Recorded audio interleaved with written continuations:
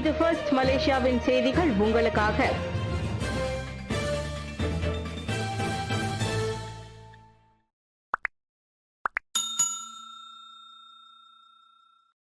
எதிர்வரும் திங்கட்கிழமை கோலாலம்பூர் கோபுரத்தில் தேசிய கொடி பறக்கவிடும் நிகழ்ச்சி 26 ஆகஸ்ட் 2024. இந்த ஆண்டும் மாபெரும் ஜாலூர் கெமிலாங் கொடியை பறக்க விடுவதற்கான நிகழ்ச்சி எதிர்வரும் திங்கட்கிழமை கோலாலம்பூர் கோபுரத்தில் நடைபெறவிருக்கிறது. மக்களிடையே தேசப்பற்றை ஊக்குவிக்க அரசாங்கம் மேற்கொள்ளும் முயற்சிகளுக்கு ஆதரவளிக்கும் வகையில் நாட்டில் அடையாளமான 421 மீட்டர் உயர கோபுரத்தில் கொடியேற்றும் நிகழ்ச்சி ஏற்பாடு செய்யப்பட்டுள்ளதாக அதன் நிர்வாக அதிகாரி நஸ்லி சாட் கூறினார். காலை 9 மணிக்கு ஆகஸ்ட் 26ஆம் தேதி நடைபெறவுள்ள இந்நிகழ்ச்சியில் ஒன்று கூடி அனைத்து மலேசியர்களும் ஆதரவளிக்க வேண்டும் என்று அவர் இன்று வெளியிட்ட அறிக்கையில் அழைப்பு விடுத்துள்ளார். இதனிடையே இந்த ஆண்டு தேசிய மாதத்தை முன்னிட்டு செப்டம்பர் 16ஆம் தேதி மலேசிய தினம் வரை நடைபெறும் சிறப்பு நடவடிக்கைகளின் நுழைவு டிக்கெட்டுகளுக்கு 60% தள்ளுபடி வழங்கும் விளம்பரத்தையும் கோலாலம்பூர் கோபுரம் வெளியிட்டது. அதில் தேசிய கொடியின் வண்ணங்களை கொண்ட கோபுரத்தின் விளக்குகள் ஒளியிடுதல் நிகழ்ச்சி, சுதந்திர தின கவிதை போட்டி, பாரம்பரிய விளையாட்டு அறை, இசை மற்றும் கலாச்சார நிகழ்ச்சிகள், உள்ளூர் மற்றும் வெளிநாட்டு சுற்றுப்பயணிகள் பங்கேற்கக்கூடிய பிற நிகழ்ச்சிகளும் அடங்கும். தவறான வேலை நீக்கம் ஐடி ஊழியருக்கு 3,42,900 ரிங்கெட் இழப்பீடு வழங்க சன்ஷைன் பிரெட்டுக்கு உத்தரவு. தகவல் தொழில்நுட்ப பொறியியலாளராக தவறாக வேலையில் இருந்து நீக்கியதற்காக 3,42,900 ரிங்கெட்டை இழப்பீடாக வழங்குமாறு சன்ஷைன் பிரெட் நிறுவனத்திற்கு உத்தரவிடப்பட்டுள்ளது. கோவிட்-19 தொற்றால் நீண்டகால பாதிப்பிற்கு உள்ளான தாங் செக் கொக்காலால் நிர்வாகம் கூறியபடி வேலைக்கு திரும்ப முடியாமல் போனது வேலை ஒப்பந்த விதிகளை மீறிய செயல் அல்ல. எனவே நன்கு திட்டமிட்டே வேலையில் இருந்து நீக்கி அவரின் வாழ்க்கையை அந்நிறுவனம் கடுமையாக்கியதாக தொழில் நீதிமன்றம் தனது தீர்ப்பில் கூறியது. தான் செங்காக் 5ஆம் கட்ட கோவிட் பாதிப்புக்கு உள்ளாகி 2021ஆம் ஆண்டு ஜூன் 30ஆம் தேதி ஸ்லாங்கூர் செட்டாங்கில் உள்ள தனிமைப்படுத்துதல் மையத்தில் அனுமதிக்கப்பட்டார். மருத்துவமனையில் தங்கியிருந்தது மருத்துவ விடுப்பு, வருடாந்திர விடுப்பு, சம்பளமில்லாத விடுப்பு என மொத்தம் 183 நாட்கள் விடுப்பில் இருந்தவர் 2022 ஏப்ரல் 26ஆம் தேதி வேலைக்கு திரும்பி இருக்க வேண்டும். அது முடியாமல் போகவே ஜூன் 1ஆம் தேதி வேலைக்கு திரும்புவதாக அவர் கூறியுள்ளார். ஆனால் அதற்குள் அவர் பக்க நியாயத்தை கேட்காமல் நிறுவனம் வேலை நீக்கம் செய்துவிட்டது. அவ்விஷயத்தை ஊழியரின் ஆரோக்கியத்தை கருத்தில் கொண்டு அவரிடம் கருணையோடும் இரக்கத்தோடும் நடந்திருக்க வேண்டும். ஆனால் சன்ஷைன் பிரெட் அதை செய்ய தவறிவிட்டது. எனவே தான்செங் பாக்கருக்கு அது இழப்பீடு வழங்கியாக வேண்டும் என தொழில் நீதிமன்றம் தீர்ப்பளித்தது. இந்த ஆண்டு 21வது சுக்மா சரவாக் 2024 ஆகஸ்ட் 17 முதல் ஆகஸ்ட் 24 வரை இந்த விளையாட்டு போட்டி நடைபெற்றது. முதல் முறையாக சிலம்பம் இந்த விளையாட்டின் அங்கீகாரத்தையும் இந்திய சமூகத்தின் பாரம்பரியத்தையும் சிறப்பித்து காட்டும் நிகழ்வில் சேர்க்கப்பட்டுள்ளன.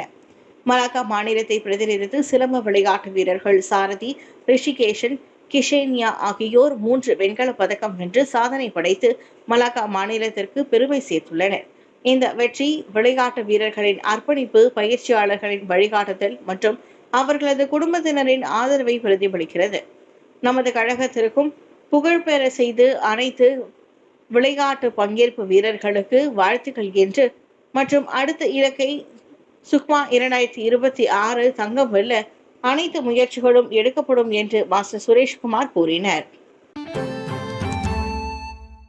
ஜொஹூர் பாருவில் பெண்ணின் காரை பின்தொடர்ந்த வெளிநாட்டு ஆடவர் கைது. ஜொஹூர் பாருவில் பெண் ஒருவரின் காரை பின்தொடர்ந்த வெளிநாட்டு ஆடவர் கைதாகியுள்ளார். 28 வயது பெண்ணின் காரை ஆடவர் ஒருவரின் கார் பின்தொடருவதை காட்டும் வீடியோ வைரலானதை அடுத்து போலீஸ் விசாரணையில் இறங்கியது. வியாழக்கிழமை மதியம் கைதான 35 வயது அந்த வெளிநாட்டு ஆடவர் போதைப் பொருள் உட்கொண்டிருந்ததும் கண்டறியப்பட்டது. அதோடு அனுமதிக்கப்பட்டதை விட அதிக காலம் இந்நாட்டில் தங்கியிருந்த குற்றத்தையும் அவர் புரிந்துள்ளார். இதனை அடுத்து விசாரணைகளுக்கு உதவும் பொருட்டு செப்டம்பர் 5 வரை 14 நாட்களுக்கு அவர் தடுத்து வைக்கப்பட்டுள்ளார். குடிநுழைவுத்துறை சட்டத்தை மீறியதற்காக அவருக்கு அதிகபட்சம் 10,000 ரிங்கிட் அபராதமும் 5 ஆண்டுகள் சிறை தண்டனையும் விதிக்கப்படலாம். அபாயகர போதைப் பொருள் சட்டத்தின் கீழ் தனியாக 5,000 ரிங்கிட்டும் 2 ஆண்டுகள் சிறையும் விதிக்கப்படவும் வாய்ப்புள்ளது. பினாங்கில் குடிநுழைவு துறையின் சோதனையின் போது தப்பிச் செல்ல முயன்ற 9 வெளிநாட்டினர் கைது. பினாங்கு சுங்கை பாக்காப்பில் உள்ள உணவகம் மற்றும் பழைய பொருட்கள் விற்கும் கடைகளில் பணிபுரிந்து வந்த 9 வெளிநாட்டினர் நேற்று கைதாகினர். ஏற்கனவே அவ்வளாகங்களை சுற்றி வளைத்த குடிநுழைவு துறையிடம் சோதனையின் போது தப்பி ஓட முயற்சித்த அவர்கள் கையும் களவுமாக பிடிபட்டனர். சம்பந்தப்பட்ட 2 கடைகளில் பணிபுரிந்து வருகின்ற 17 வெளிநாட்டினரும் இச்சோதனையில் ஈடுபடுத்தப்பட்டனர். அது முறையாக ஆவணம் இல்லாத 25 முதல் 38 வயதுடைய 5 ஆண்கள் மற்றும் 4 மியான்மர் பெண்கள் கைது செய்யப்பட்டுள்ளனர். அனுமதியின்றி வெளிநாட்டு ஊழியர்களை வேலைக்கு அமர்த்திய அந்த வணிக கடை உரிமையாளர் மீது விசாரணை மேற்கொள்ளப்பட்டு வருகிறது. பாங்காக்கில் சிறிய ரக பயணிகள் விமானம் விழுந்து நொறுங்கியது, 9 பேர் பலி. தாய்லாந்து தலைநகர் பாங்காக் அருகே சிறிய ரக பயணிகள் விமானம் விழுந்து நொறுங்கியதில் அதிலிருந்த அனைத்து 9 பேரும் உயிரிழந்திருக்கலாம் என அஞ்சப்படுகிறது. நேற்று நண்பகல் வாக்கில் பாங்காக் அனைத்துலக விமான நிலையத்திலிருந்து புறப்பட்ட சிறிது நேரத்தில் அவ்விமானம் விபத்துக்குள்ளானது. அதில் 2 விமானிகளும் 7 பயணிகளும் இருந்தனர். சம்பவ இடத்தில் ஒருவர் உயிர் பிழைத்திருக்க வாய்ப்பில்லை என மீட்பு குழு தெரிவித்தது. இந்நிலையில் சுமார் 1 மணி நேர தேடுதலுக்கு பிறகு கடினமான சதுப்பு நில பகுதியில் சிதைந்த நிலையில் உடல் பாகங்கள் கண்டெடுக்கப்பட்டன. விமானத்தில் இருந்தவர்களின் அடையாளங்கள் அறிவிக்கப்படவில்லை என்றாலும் 5 ஹாங்காங் சுற்றுப்பயணிகள் என்றும் 2 தாய்லாந்து விமான பணிப்பெண்கள் என்றும் தெரிவிக்கப்பட்டது. மேலும் ஒருவர் தாய்லாந்து விமானி மற்றும் துணை விமானி ஆவார். விமான விபத்துக்கான காரணம் உடனடியாக தெரியவில்லை. வீட்டில் மின்சார மீட்டர்கள் மாற்றி அமைக்கப்பட்டதாக பயமுறுத்தி பொதுமக்களிடம் பணம் பறிக்கும் கும்பல் சிக்கியது. கிளான் பள்ளத்தாக்கு வீடுகளில் மின்சார மீட்டர்களை மாற்றி அமைத்து மோசடியில் ஈடுபட்டு வந்த கும்பல் முறியடிக்கப்பட்டுள்ளது. அக்கும்பலை சேர்ந்த ஒரு பெண் உள்ளிட்ட 5 புதன்கிழமை கோலாலம்பூர் சுற்று வட்டாரங்களில் கைது செய்யப்பட்டதாக மலேசிய ஊழல் தடுப்பு ஆணையம் கூறியது. சோதனை என்ற பெயரில் வாடிக்கையாளர்களின் வீடுகளுக்கு சென்று மின் மீட்டர்களை மாற்றி விடுவதும் அப்படியை வீட்டுக்காரர்கள் மீது போட்டு பணத்தை கறப்பதுமே அக்கும்பலின் யுக்தியாகும். மின் மீட்டரை மாற்றி அமைப்பது அம்பலமானால் ஆயிரக்கணக்கில் அபராதம் செலுத்த வேண்டியிருக்கும். எனவே லஞ்சம் கொடுத்தால் அதில் சிக்குவதிலிருந்து காப்பாற்றுகிறோம் என கூறி மக்கள் அக்கும்பலை நம்ப வைக்கிறது. வீடுகளையும் வணிக தளங்களையும் குறிவைக்கும் அக்கும்பல் 5000 ரிங்கிட் முதல் 10,000 ரிங்கிட் வரை லஞ்சமாக கேட்டு வருகிறது. நாடு முழுவதும் ஆயிரக்கணக்கான வாடிக்கையாளர்கள் ஏமாற்றி இது பல ஆயிரக்கணக்கான ரிங்கிட்டை அக்கும்பல் வருமானமாக ஈட்டியுள்ளது. கைதானவர்களில் 3 வீடுகளில் மின்சார இணைப்பை துண்டிக்கும் பணிகளில் ஈடுபட்டுள்ள எரிசக்தி விநியோக நிறுவன குத்தகையாளர்கள் என்பதால் பொதுமக்களுக்கும் எளிதில் சந்தேகம் வருவதில்லை.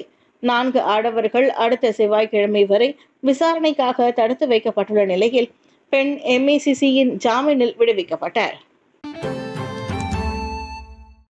மலேசியாவில் சம்மன் பாக்கி வைத்திருக்கும் சிங்கப்பூர் வாகனங்களுக்கு எதிராக ஜனவரி 1 தொடங்கி நடவடிக்கை. மலேசியாவில் போக்குவரத்து சம்மன்களை வைத்திருக்கும் சிங்கப்பூர் வாகன ஓட்டிகள் BEP எனப்படும் வெளிநாட்டு வாகனங்களுக்கான நுழைவு பெர்மிட் முறை நடைமுறைக்கு வந்ததும் அமலாக்க நடவடிக்கைகளை எதிர்கொள்வர். வெளிநாட்டு வாகன ஓட்டிகள் மலேசியாவில் சாலை விதிமுறைகளை முறையாக பின்பற்றுவதை உறுதி செய்யும் பொருட்டு வரும் அக்டோபர் 1 முதல் மலேசிய சிங்கப்பூர் தரைவழி எல்லை பகுதியில் BEP பதிவு முறை முழுமையாக அமலுக்கு வருகிறது. என்றாலும் அப்புதிய முறையுடன் வாகன ஓட்டிகள் தங்களை பழக்கப்படுத்திக் கொள்ள டிசம்பர் 31 வரை வாய்ப்பு வழங்கப்படும். எனவே அபராத பாக்கி வைத்திருக்கும் வெளிநாட்டு வாகனங்கள் டிசம்பர் 31 வரை மலேசியாவுக்குள் நுழையவும் இங்கிருந்து வெளியேறவும் அனுமதிக்கப்படும். என்றாலும் அக்டோபர் 1 தொடங்கி மலேசியாவில் இருந்து வெளியேறும் போது அபராத பாக்கியை செலுத்த அவர்கள் ஊக்குவிக்கப்படுகின்றனர். ஆனால் அடுத்த ஆண்டு ஜனவரி 1 அமலாக்க நடவடிக்கைகள் முழு வீச்சில் மேற்கொள்ளப்படும். அதன்படி VEP விதிமுறைகளை மீறும் வெளிநாட்டு வாகனங்களின் உரிமைகளுக்கு அதிகபட்சம் 2000 ரிங்கிட் அபராதம் அல்லது 6 மாத சிறை விதிக்கப்படும். உலகின் 2வது மிகப்பெரிய 2492 கேரட் வைரம் போட்ஸ்வானாவில் கண்டுபிடிப்பு. உலகின் 2வது மிகப்பெரிய வைரம் ஆப்பிரிக்க நாடான போட்ஸ்வானாவில் கண்டுபிடிக்கப்பட்டுள்ளது. அந்த 2492 கேரட் வைரத்தை கனடிய சுரங்க நிறுவனமான லுகாரா டைமண்ட் கண்டுபிடித்தது. லுகாரா நிறுவனத்தின் மெகா டைமண்ட் ரெக்கவரி எக்ஸ்ரே தொழில்நுட்பத்தின் உதவியுடன் அந்த வைரம் கண்டுபிடிக்கப்பட்டது. எனினும் அந்த வைரக்கல்லின் தரம் குறித்தோ மதிப்பு குறித்தோ எதுவும் தெரிவிக்கப்படவில்லை. என்றாலும் அதன் மதிப்பு 4 கோடி டாலராக இருக்கலாம் என லுகாரா நிறுவனத்துக்கு நெருக்கமான தரப்பை மேற்கோள் காட்டி பிரிட்டனின் பினான்சியல் டைம்ஸ் பத்திரிகை செய்தி வெளியிட்டுள்ளது. 1905 தென்னாப்பிரிக்காவில் கண்டுபிடிக்கப்பட்டுள்ள 3106 கேரட்டிலான கலினான் வைரமே உலகின் இதுவரை கண்டெடுக்கப்பட்ட மிகப்பெரிய வைரமாகும். குஜராத்தில் உள்ள ஆசியாவின் பணக்கார கிராமம் 17 வங்கி கிளைகள் 438 கோடி 225 லட்சம் பிஸ்கட் டெபாசிட். கிராமம் என்றாலே வறுமையுடன் இருக்கும் என்பதை பொய்யாக்கி குஜராத்தின் கட்ச் மாவட்டத்தில் உள்ள மதாபர் என்ற கிராமம் இந்தியாவிலேயே பணக்கார கிராமமாக கருதப்படுகிறது. இந்த மதாபர் கிராமத்தில் வசிப்பவர்கள் ரூபாய் 700 கோடி மதிப்புள்ள வைப்பு தொகையை வங்கிகளில் வைத்திருப்பதாக கூறப்படுகிறது. வங்கியில் மக்கள் வைத்திருக்கும் பண இருப்பை அடிப்படையில் அந்த கிராமத்தை பணக்கார கிராமம் என்று வரையறுக்கிறார்கள். இந்த கிராமத்தின் செழிப்பிற்கு காரணம் அங்கு வசிப்பவர்களின் குடும்பத்தினர் அல்லது உறவினர்கள் அயல் நாடுகளில் பணியாற்றி வருவதே ஆகும். இவர்கள் வெளிநாடுகளில் இருந்து பெரிய அளவில் பணத்தை கொண்டு வந்து இங்கு சேமித்து வைக்கிறார்கள். மதாபர் கிராமத்தில் கிட்டத்தட்ட 20,000 வீடுகள் உள்ளன. ஆனால் அதில் சுமார் 1200 குடும்பங்கள் இங்கிலாந்து, ஆஸ்திரேலியா, அமெரிக்கா மற்றும் நியூசிலாந்து என வெளிநாடுகளில் வாழ்கின்றன.